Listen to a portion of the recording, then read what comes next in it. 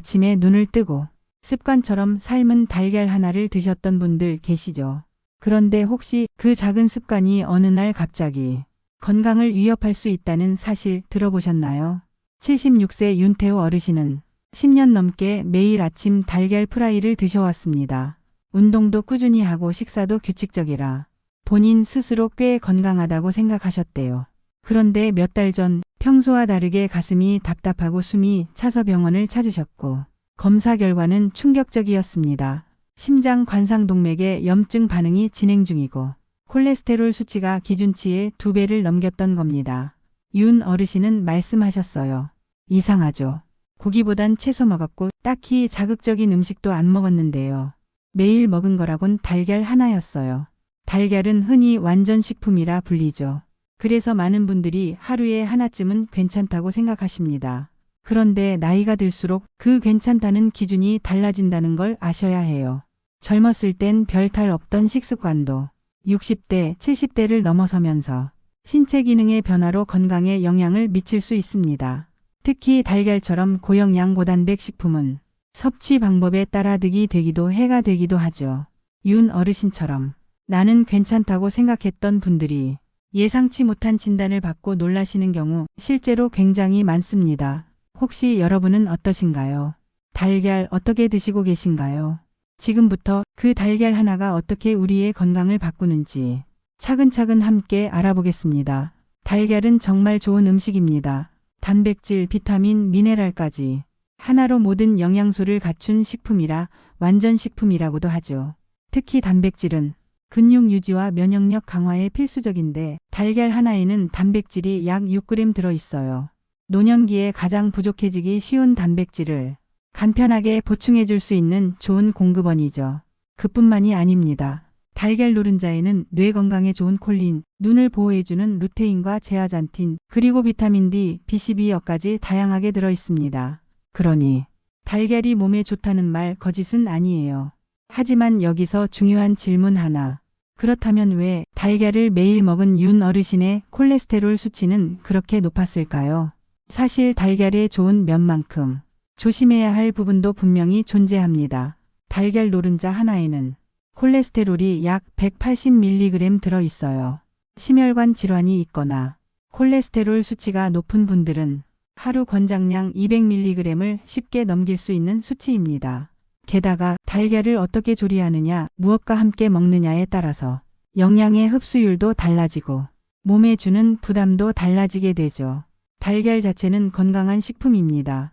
하지만 그 섭취 방식이 노년기에는 약이 되기도 하고 부담이 되기도 합니다. 젊었을 땐 그냥 튀기거나 프라이로 먹어도 크게 탈이 없을 수 있어요. 그런데 나이가 들면서 위장의 소화 능력, 간 기능, 혈관 상태가 모두 달라지기 때문에 같은 달걀이라도 몸이 받아들이는 방식은 완전히 달라집니다. 이런 변화에 맞춰 섭취법을 조절하지 않으면 좋은 음식도 오히려 건강을 해칠 수 있다는 사실 꼭 기억하셔야 합니다. 자, 그럼 다음으로는 우리 주변 어르신들이 실제로 겪은 달걀 섭취 실수 사례들을 함께 보면서 어떤 점을 조심해야 하는지 구체적으로 짚어보겠습니다. 혹시 여러분도 그중 하나에 해당되지 않으신가요? 자, 이번에는 실제 진료실에서 자주 만나는 어르신들의 이야기를 전해드릴게요. 아마 들으시면서 저거 나도 그런데 하실지도 몰라요. 먼저 74세 남정훈 어르신입니다. 평소 건강에 관심이 많아서 유튜브에서 본 정보를 따라 매일 아침 달걀 2개를 프라이로 드셨다고 해요. 그런데 몇 달 전부터 명확한 이유 없이 속이 더부룩하고 식후에 답답함을 느끼기 시작하셨습니다. 검사 결과 위벽에 염증이 생겨 있었고 콜레스테롤 수치도 기준을 초과하고 있었죠. 문제는 섭취량과 조리법이었습니다. 남 어르신은 달걀을 센 불에 바삭하게 구워 드셨는데 이렇게 조리하면 노른자의 콜레스테롤이 산화되면서 혈관 건강에 더 안 좋은 영향을 미칠 수 있어요. 다음은 77세 윤말순 할머니입니다.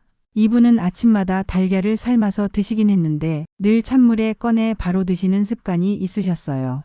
처음엔 별 문제가 없었지만 어느 날부터 식후에 메스꺼움과 속쓰림이 반복됐고 진료 결과 위장이 찬 음식에 예민하게 반응하고 있던 상태였습니다.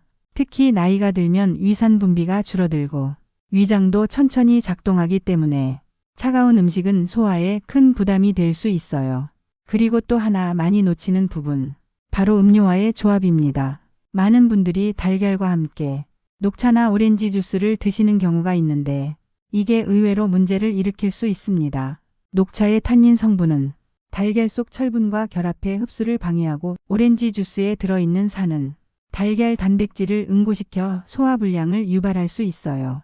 80세 박영자 할머니는 매일 아침 달걀 프라이와 두유를 함께 드셨는데 식후에 속이 무겁고 쉽게 피곤하다는 증상이 지속됐습니다. 그 원인이 바로 소화효소의 속도보다 흡수 속도가 늦는 음식 조합 때문이었죠. 이처럼 달걀 자체가 문제가 아니라 어떻게 언제 무엇과 함께 먹느냐에 따라 그 결과는 전혀 달라집니다. 혹시 여러분도 이런 식습관을 그냥 반복하고 계신가요?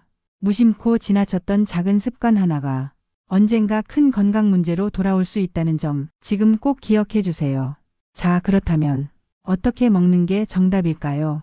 이제 다음 파트에서 35년식이 전문가가 직접 정리한 달걀 섭취의 황금 4원칙을 알려드리겠습니다.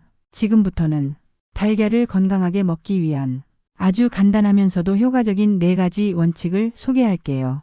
이건 제가 수년간 환자들과 함께 검증하고 직접 효과를 확인한 실전 팁입니다.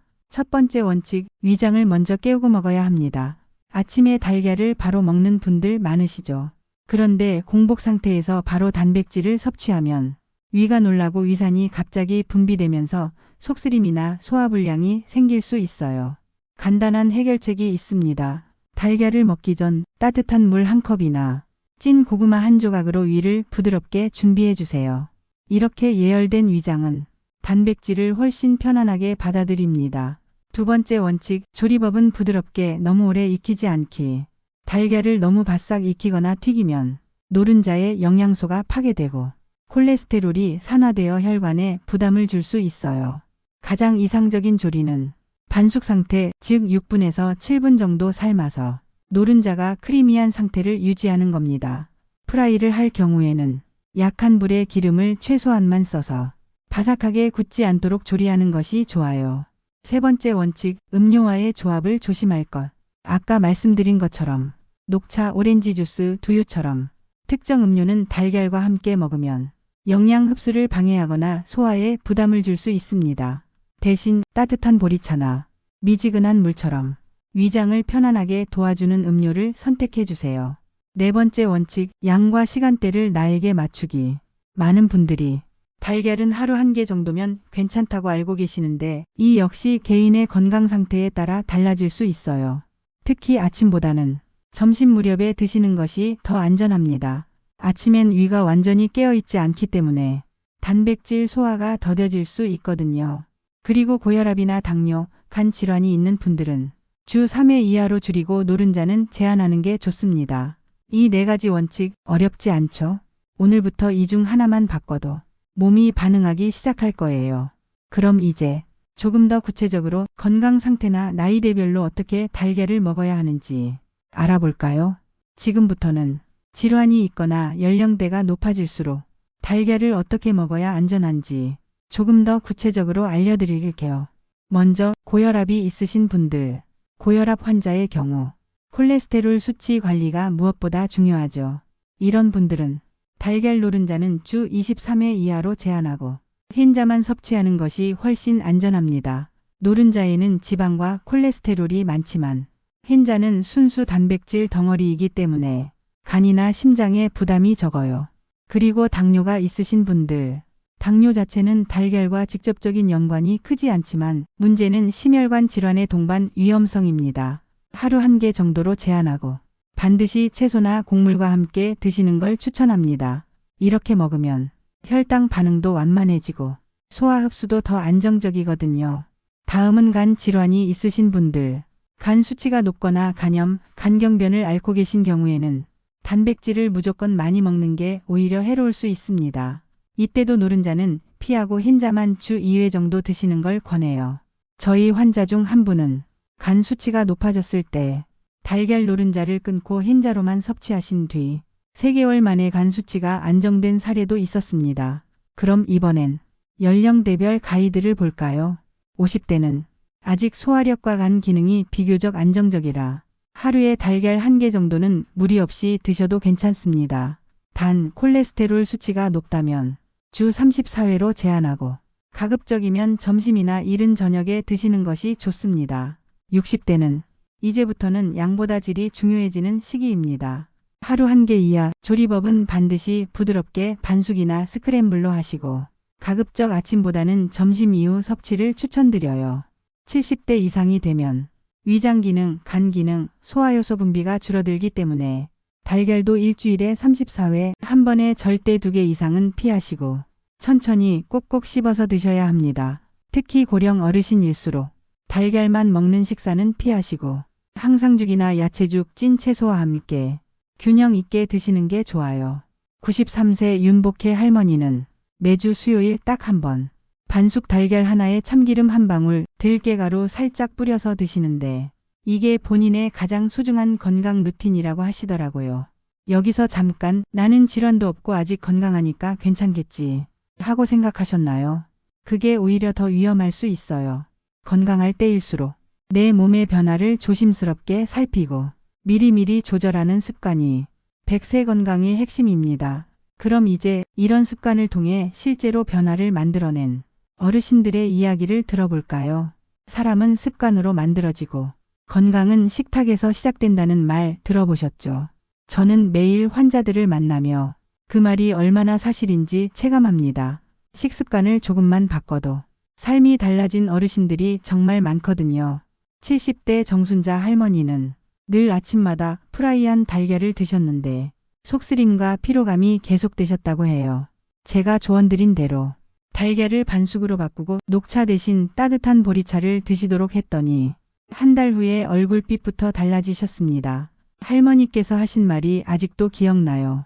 달걀 하나 바꿨을 뿐인데 하루가 이렇게 다르게 시작될 줄은 몰랐어요. 이처럼 아주 작은 변화가 우리 몸을 바꾸고 하루를 바꾸고 삶의 방향까지 바꿉니다. 그리고 이 변화는 누구나 할 수 있어요. 돈이 많이 드는 것도 아니고 복잡한 약이나 시술이 필요한 것도 아닙니다. 그냥 매일 아침 달걀을 한 알 조금 더 따뜻하고 부드럽게 조금 더 나에게 맞게 먹는 것부터 시작하면 됩니다.